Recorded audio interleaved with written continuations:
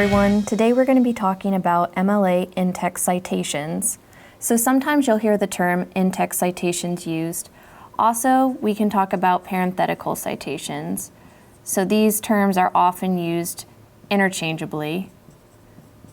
All right. And we're going to be talking about in-text citations for direct quotations. So that's when you're taking something word for word. And we're also going to be talking about paraphrase.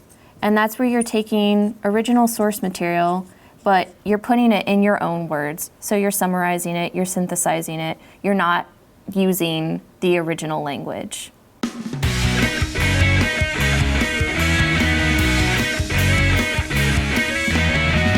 All right, so I have a passage here that we're going to use to create our direct quotation and our paraphrase.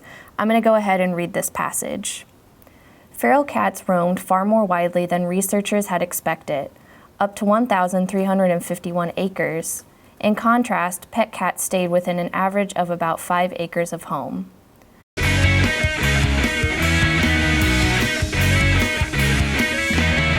right, and now I have some information here that's necessary for us to build our citation. So most important for MLA is we have the author name, okay? We have the title of the article. Both of those things are going to help us build our signal phrase. And then we also have the page number.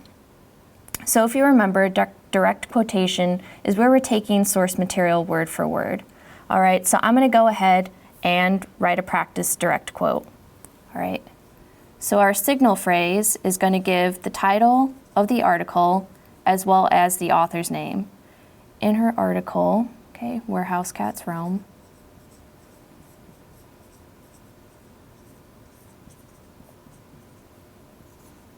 All right, so there's the title. Now I'm going to give the author's name.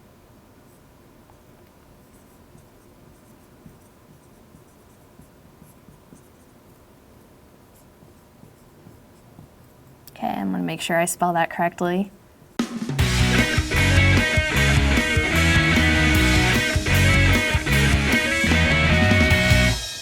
All right, and now here's our direct quote, okay?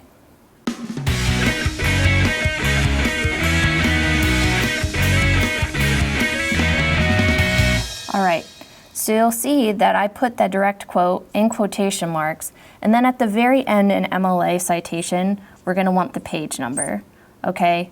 So that is on page 30, and then the ending punctuation is going to come after the parenthetical citation. So I'm going to read the complete citation.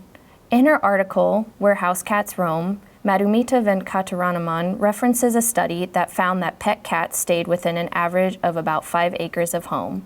So in that last part, we have it in quotation marks.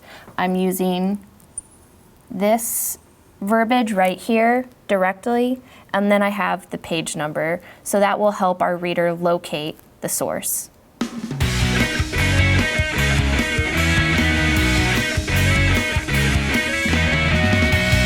All right, so next we're going to practice some paraphrase. Okay, so I'm still using the same passage. We're not going to have a signal phrase that has the author's name, so that information is going to go in our parenthetical citation with our page number. Okay, so I'm going to go ahead and start.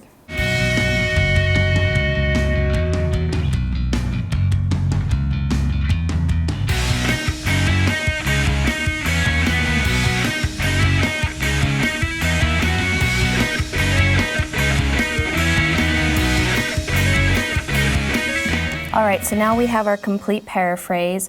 Remember, not taking anything word for word, synthesizing that information, putting it in my own words. Go ahead and read it. When pet cats go outdoors, they stay relatively close to home, whereas their feral counterparts sometimes roam over 1,000 acres. Okay, and then I have my parenthetical citation at the end. I've got the author's last name, and I have the page number. One thing you'll notice about the page number in MLA is that I don't put an abbreviation before it, neither is there a comma. So it's just Venkataramanan 30, not P period 30, not comma 30, just together. And then the ending punctuation comes at the very, very end after the parenthetical citation, not before.